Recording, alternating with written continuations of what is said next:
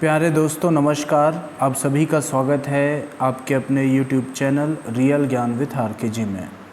दोस्तों, हम नमक का दारोगा यह जो कहानी है इसको देख रहे थे। प्रेमचंद जी के द्वारा रचित यह बहुत ही प्रसिद्ध कहानी है, जिसमें हमने पहले भाग में देखा था कि नमक की तस्करी कर रहे पंडित अलोपी दीन के आदमियों को उन्होंने जो वाहन में नमक की तस्करी कर रहे थे दरोगा साहब ने पकड़ लिया था। अब दरोगा साहब को बुलाने के लिए दरोगा साहब ने पंडित अलोपी दीन को बुलाने के लिए कहा उनके आदमियों से। अब आगे क्या होता है उसको हम देखते हैं। तो पंडित अलोपी दीन अपने सजीले रथ पर सवार कुछ सोते कुछ जागते चले आ रहे थे। अचानक कई गाड़ी वालों ने घबराए हुए आकर जगाया और बोले, महाराज, दारोगा ने गाड़ियां रोक दी है और घाट पर खड़े आपको बुलाते हैं। तो अलोपी दीन को बताया उनके आदमियों ने। पंडित अलोपी दीन का लक्ष्मी जी पर अखंड विश्वास था। वह कहा करते थे कि संसार का तो कहना ही क्या, स्वर्ग में भी लक्ष्मी जी का ही राज्य है। उनका यह कहना यथार्थ ही था। न्याय और नीति सब लक्ष्मी के ही खिलौने हैं, क्योंकि जिसके पास लक्ष्मी है उसके पास न्याय है। इन्हें वह जैसी चाहती है वैसी नचाती है। तो लेटे ही लेटे गर्व से अलोपी दीन यह बात सुनकर बोले, चलो हम आते हैं। यह कहकर पंडित जी ने बड़ी निश्चिंतता से पान के बीड़े लगाकर खाए, फिर लिहाफ ओढ़े हुए दरोगा के पास आकर बोले। वे कहते हैं, बाबूजी आशीर्वाद, कहिए हमसे ऐसे कौन सा अपराध हुआ कि गाड़ियां रोक दी गई। हम ब्राह्मणों पर तो आपकी कृपा दृष्टि ही रहनी चाहिए। तो वंशीधर ने रुखाई से बोला, वंशीधर जो कि दारोगा था, ये रुखाई से बोले, सरकारी हुक्म। तो पंडित अलोपी दीन ने हंसकर कहा, हम सरकारी हुक्म को नहीं जानते हैं और न सरकार को। हमारी सरकार तो आप ही हैं। हमारा और आपका तो घर का मामला है। हम कभी आपसे बाहर हो सकते हैं? आपने व्यर्थ का कष्ट उठाया। यह हो ही नहीं सकता कि इधर से जाए और इस बाट के देवता से भेंट न चढ़ावे। तो वे कहते हैं, रिश्वत देने की बात कर रहे हैं ना। वे कहते हैं कि मैं तो आपकी सेवा में स्वयं ही आ रहा था। वंशीधर पर ऐश्वर्य की मोहनी वंशी का कुछ प्रभाव न पड़ा। ईमानदारी की नई उमंग थी। कड़क कर वह बोले, हम उन नमक हरामों में नहीं हैं जो कौड़ियों पर अपना ईमान बेचते फिरे। आप इस समय हिरासत में हैं। आपका कायदे के अनुसार चालान होगा। बस मुझे अधिक बातों की फुर्सत नहीं है। जमादार बदलू सिंह, तुम इसे हिरासत में ले चलो, मैं हुक्म देता हूँ। इस तरह से वंशीधर ने हुक्म दिया बदलू सिंह को कि वह पंडित अलोपी दीन को गिरफ्तार कर ले। पंडित अलोपी दीन यह सुनकर स्तंभित हो गए। गाड़ी वानों में हलचल मच गई। पंडित जी के जीवन में कदाचित यह पहला ही अवसर था कि पंडित जी को ऐसी कठोर बातें सुननी पड़ी। बदलू सिंह आगे बढ़ा, किंतु रोब के मारे यह साहस न हुआ कि उनका हाथ पकड़ सके। तो डर के मारे वह पंडित जी का हाथ नहीं पकड़ पाए। पंडित जी ने धर्म को धन का ऐसा निरादर करते कभी न देखा था। तो विचार किया कि यह अभी उद्दंड लड़का है, माया मोह के जाल में अभी नहीं पड़ा है, अल्हड़ है, झिझकता है। बहुत दीन भाव से फिर यह सब चीज़ सोचकर वह बोले, बाबू साहब ऐसा न कीजिए, हम मिट जाएंगे, इज्जत धूल में मिल जाएगी। हमारा अपमान करने से आपके हाथ क्या आएगा? हम किसी तरह आपसे बाहर थोड़े ही हैं। मतलब वह बोलता है कि हम आपके अंदर ही हैं, हम आपके आदमी हैं। आपके इशारों पर हम जितना चाहे उतना आपको धन दे देंगे। तो वंशीधर ने कठोर स्वर में कहा, हम ऐसी बातें नहीं सुनना चाहते। अलूपीदीन ने जिस सहारे को चट्टान समझ रखा था वह पैरों के नीचे खिसकता हुआ मालूम हुआ। अर्थात पैसे के रूप में वह सहारा समझता था पैसे को, कि पैसे से किसी को भी खरीदा जा सकता था, लेकिन अब वह वो सहारा उसके पैरों के नीचे से खसकता हुआ दिखाई पड़ रहा था। स्वाभिमान और धन ऐश्वर्य को कड़ी चोट लगी, किंतु अभी तक धन की सांख्यिक शक्ति पर उन्हें अलूपीदीन को बहुत भरोसा था। अपने मुख्तार से बोले, लाला जी 1000 के नोट बाबू साहब को भेंट करो, आप इस समय भूखे सी हो रहे हैं। वंशीधर ने गर्म होकर फिर कहा, 1000 नहीं 1,00,000 भी मुझे सच्चे मार्ग से हटा नहीं सकते। तो धर्म की इस बुद्धिहीन दृढ़ता और देव दुर्लभ त्याग पर मन बहुत झुंझलाया। अब दोनों शक्तियों में संग्राम होने लगा। किन किन शक्तियों में? पैसों में और धर्म में। ठीक है, तो धन ने उछल उछल कर आक्रमण करने शुरू किए, अर्थात पंडित जी बोली लगाते गए और 1 से 5, 5 से 10, 10 से 15 और 15 से 20,000 तक की नौबत पर पहुंची। किंतु धर्म अलौकिक वीरता के साथ इस बहुसंख्यक सेना के सम्मुख अकेला पर्वत की भांति अटल अविचलित खड़ा था। अर्थात उनके पैसे के ऑफर देने पर भी वह झुका नहीं। तो अलूपीदीन निराश होकर बोले, अब इससे अधिक मेरा साहस नहीं, आगे आपको अधिकार है। इस तरह से वह बोलते हैं। तो वंशीधर ने अपने जमादार बदलू सिंह को फिर ललकारा। बदलू सिंह मन में दरोगा जी को गालियां देता हुआ पंडित अलूपीदीन की ओर बढ़ा। बदलू सिंह पंडित जी को डरते थे क्योंकि बहुत ही धनवान आदमी थे। तो पंडित जी घबराकर 2-3 कदम पीछे हट गए। अत्यंत दीनता से बोले, बाबू साहब ईश्वर के लिए मुझ पर दया कीजिए, मैं 25,000 पर निपटारा करने को तैयार हूँ। इस बात पर दरोगा जी बोलते हैं, असंभव बात है, 30,000 पर किसी तरह भी संभव नहीं, क्या 40,000 पर भी नहीं? इस तरह से पंडित जी बोले। तो वह दरोगा जी बोलते हैं, 40,000 नहीं 40 लाख पर भी असंभव है। अब बदलू सिंह इस आदमी को भी हिरासत में ले लो, अब मैं एक शब्द भी नहीं सुनना चाहता। तो इस तरह से धर्म ने धन को पैरों तले कुचल डाला। अलूपीदीन ने एक हृष्ट पुष्ट मनुष्य को हथकड़ियाँ लिए हुए अपनी तरफ आते देखा। चारों ओर निराशा और कातर दृष्टि से जो है पंडित जी वह देखने लगे और इसके बाद मूर्छित होकर गिर पड़े। आगे देखते हैं क्या हुआ। दुनिया सोती थी पर दुनिया की जीभ जागती थी। सवेरे देखिए तो बालक वृद्ध सब के मुंह से यही बात सुनाई देती थी, जिसे देखिए वहीं पंडित जी के इस व्यवहार पर टीका टिप्पणी कर रहा था। किस व्यवहार पर? कि पंडित जी ने दारोगा को खरीदने की हिम्मत की और वह नमक का तस्करी कर रहा था। तो निंदा की बौछारें हो रही थी, मानो संसार से अब पापी का पाप कट गया। पानी को दूध के नाम से बेचने वाला ग्वाला, कल्पित रोजानमचे भरने वाले अधिकारी वर्ग, रेल में बिना टिकट सफ़र करने वाले बाबू लोग, जाली दस्तावेज बनाने वाले सेठ और साहूकार, यह सब के सब देवताओं की भांति गर्दन चला रहे थे। जब दूसरे दिन पंडित अलूपीदीन अभियुक्त होकर बंदी होकर कांस्टेबलों के साथ हाथों में हथकड़ी, हृदय में ग्लानि और शोभ भरे लज्जा से गर्दन झुकाए अदालत की तरफ चले तो पूरे शहर में हलचल मच गई। मेलों में कदाचित आंखें इतनी व्यग्र न होती जितनी कि भीड़ के मारे छत और दीवार में कोई भेद न रहा।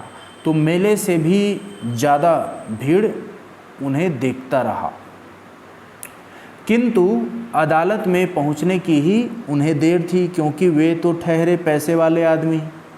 पंडित अलोपीदीन इस अगाध वन के सिंह थे। अधिकारी वर्ग उनके भक्त, अमले उनके सेवक, वकील मुख्तार उनके आज्ञापालक और अर्दली, चपरासी तथा चौकीदार तो उनके बिना मोल के गुलाम थे। तो पैसे के दम पर सभी उनसे नीचे झुकते थे। उन्हें देखते ही लोग चारों तरफ से दौड़े। सभी लोग विस्मित हो रहे थे, इसलिए नहीं कि अलोपीदीन ने क्यों यह कर्म किया, बल्कि इसलिए कि वह कानून के पंजे में कैसे आया, यह जानने की इच्छा सबकी हुई। ऐसा मनुष्य जिसके असाध्य साधन करने वाला धन और अनन्य वाचालता हो, वह क्यों कानून के पंजे में आए। इस तरह से प्रत्येक मनुष्य उनसे सहानुभूति प्रकट करता था। तो बड़ी तत्परता से इस आक्रमण को रोकने के निमित्त वकीलों की एक सेना तैयार कर दी गई। न्याय के मैदान में धर्म और धन युद्ध ठन गया। वंशीधर जी चुपचाप खड़े थे। उनके पास सत्य के सिवा न कोई बल था, न स्पष्ट भाषण के अतिरिक्त कोई शस्त्र। गवाह थे, किंतु लोभ से डामाडोल भी गवाह उनके पास थे। यहाँ तक कि जो मुंशी जी को न्याय भी अपनी ओर से कुछ खींचा हुआ दिखाई पड़ रहा था, क्योंकि उनके पास अगाध धन था। वह न्याय का दरबार था, परंतु उसके कर्मचारियों पर पक्षपात का नशा छाया हुआ था। किंतु पक्षपात और न्याय का क्या मेल। जहाँ पक्षपात हो वहाँ न्याय की कल्पना भी कहीं की जा सकती है। सही बात है, जहाँ पे पक्षपात है वहाँ पे हम उसको सही न्याय वहाँ पे हो ही नहीं सकता। तो मुकदमा शीघ्र ही समाप्त हो गया। डिप्टी मजिस्ट्रेट ने अपनी तजवीज़ में, अपने फैसले में लिखा, पंडित अलोपीदीन के विरुद्ध दिए गए प्रमाण निर्मूल और भ्रमात्मक है। वह एक बड़े भारी आदमी है और यह बात कल्पना के बाहर है कि उन्होंने थोड़े लाभ के लिए ऐसा दुस्साहस किया हो। वे आगे कहते हैं, यद्यपि नमक के दारोगा मुंशी वंशीधर का अधिक दोष नहीं, लेकिन यह बड़ी खेद की बात है कि उनकी उद्दंडता और विचारहीनता के कारण एक भले मानुष को कष्ट झेलना पड़ा। हम प्रसन्न है कि वह अपने काम में सजग और सचेत रहता है, किंतु नमक के महकमे को बढ़ी हुई नमक हलाली ने उनके विवेक और बुद्धि को भ्रष्ट कर दिया। भविष्य में उसे होशियार रहना चाहिए। तो इस तरह से जो मुकदमे का फैसला है वो एक तरफा पंडित जी की तरफ खिंच गया और उल्टे जो दारोगा थे उन्हें कसूरवार बताया गया। तो वकीलों ने यह फैसला सुना और यह फैसला सुनते ही उछल पड़े। पंडित अलोपीदीन मुस्कुराते हुए बाहर निकले। स्वजन बांधवों ने रुपयों की लूट की। उदारता का सागर उमड़ पड़ा। उसकी लहरों ने अदालत की नींव तक हिला दी। जब वंशीधर बाहर निकले तो चारों ओर से उनके ऊपर व्यंग्य बाणों की वर्षा होने लगी। उल्टा वंशीधर को ही सभी लोग व्यंग्य बाण मारने लगे। चपरासियों ने झुक झुक कर सलाम किए, किंतु इस समय एक एक कटु वाक्य, एक एक संकेत उनकी गर्वाग्नि को प्रज्वलित कर रहा था। कदाचित उस मुकदमे में सफल होकर वह इस तरह अकड़ते हुए न चलते। आज उन्हें संसार का एक खेदजनक विचित्र अनुभव मिला। तो वे अदालत में मुकदमा भले हार गए, लेकिन उन्हें यह अनुभव हुआ कि न्याय और विद्वता, लंबी चौड़ी उपाधियाँ, बड़ी बड़ी दाढ़ियाँ और ढीले चोंगे एक भी सच्चे आदर के पात्र नहीं हैं। तो उन्होंने यह सब जान लिया कि साधु के भेष में यहाँ कई खाने वाले भरे हैं, कई दुर्जन आदमी यहाँ पे भरे हुए हैं। वंशीधर ने धन से बैर मोल लिया था, उसका मूल्य उन्हें चुकाना अनिवार्य था। कठिनता से एक ही सप्ताह उन्हें नौकरी करते बीता होगा, कि मुअत्तली का परवाना आ पहुंचा, अर्थात उन्हें उनके नौकरी से निकाल दिया गया। कार्यपरायणता का उन्हें दंड मिला। बेचारे भग्न हृदय, शोक और खेद से व्यथित घर को चले। बूढ़े मुंशी जी तो पहले से ही कुड़बुड़ा रहे थे कि चलते चलते इस लड़के को समझाया था, लेकिन इसने एक न सुनी। बूढ़े मुंशी जो है वह वंशीधर के पिता हैं। वे कहते हैं कि सब मनमानी करता है, हम तो कलवार और कसाई के तगादे सहें बुढ़ापे में भगत बनकर बैठे और वहाँ बस वहीं सूखी तनख्वाह। हमने भी तो नौकरियाँ की है और कोई ओहदेदार नहीं थे, लेकिन काम किया, दिल खोल कर किया, और आप ईमानदार बनने चले हैं। इस तरह से उनके पिताजी कुड़बुड़ा रहे हैं। घर में चाहे अंधेरा हो, मस्जिद में अवश्य दिया जलाएंगे। खेद ऐसी समझ पर पढ़ना लिखना सब अकारत गया। इसके थोड़े ही दिनों बाद मुंशी वंशीधर इस दुरावस्था में घर पहुँचे और बूढ़े पिताजी ने समाचार सुना तो सिर पीट लिया। बोले, जी चाहता है कि तुम्हारा और अपना सिर फोड़ लूँ। वे बहुत देर तक पछता कर हाथ मलते रहे। क्रोध में कुछ कठोर बातें भी वंशीधर को कही, और यदि वंशीधर वहाँ से टल न जाते, जो अवश्य ही यह क्रोध विकट रूप धारण करता। वृद्धा माता को भी वंशीधर की इस नौकरी छूट जाने पर दुख हुआ। जगन्नाथ और रामेश्वर की यात्रा की कामनाएं मिट्टी में मिल गई। पत्नी ने तो कई दिनों तक सीधे मुंह बात भी नहीं की। तो इस प्रकार से जैसे तैसे एक सप्ताह बीत गया। संध्या का समय था। बूढ़े मुंशी जी बैठे राम राम की माला जप रहे थे। इसी समय उनके द्वार पर सजा हुआ रथ आकर रुका। हरे और गुलाबी पर्दे, बछाहिए बैलों की जोड़ी, उनकी गर्दनों में नीले धागे, सींगे पीतल से जड़ी हुई, कई नौकर लाठियां कंधों पर रखे साथ थे। मुंशी जी अगवानी को दौड़ पड़े। देखा तो पंडित अलोपी दीन है। झुककर मुंशी जी ने दंडवत किया और लल्लो चप्पो की बातें करने लगे। हमारा भाग्य उदय हुआ जो आपके चरण इस द्वार पर आए। आप हमारे पूज्य देवता है, आपको कौन सा मुंह दिखावें। मुंह में तो कालिख लगी हुई है, किंतु क्या करे, लड़का अभागा कपूत है, नहीं तो आपसे क्या मुंह छिपाना पड़ता। तो इस तरह से जो वंशीधर हैं उसके पिताजी यह बात करते हैं। ईश्वर निसंतान चाहे रखे पर ऐसी संतान न दे, यह बात कही। तो इस बात को सुनकर अलोपी दीन कहता है, तो अलोपी दीन ने यह बात सुनकर कहा, नहीं भाई साहब, ऐसा न कहिए। मुंशी जी ने चकित होकर कहा, ऐसी संतान को और क्या कहूँ पंडित जी। तो अलोपी दीन ने फिर से वात्सल्यपूर्ण स्वर में कहा, कुल तिलक और पुरुषों की कीर्ति उज्ज्वल करने वाले संसार में ऐसे कितने धर्मपरायण मनुष्य हैं जो धर्म पर अपना सब कुछ अर्पण कर सकें। तो वे कहते हैं कि धर्म के नाम पर अपना सब कुछ अर्पण करने वाले ऐसे कितने हैं, बहुत कम मात्रा में हैं, जो आपके बेटे जैसा वंशीधर जैसा मिलता है। इस कारण आपको ऐसा कहने की ज़रूरत नहीं है। यह बात अलोपी दीन वंशीधर के पिता से कहता है। पंडित अलोपी दीन ने वंशीधर से कहा, दारोगा जी, इसे खुशामद न समझिए।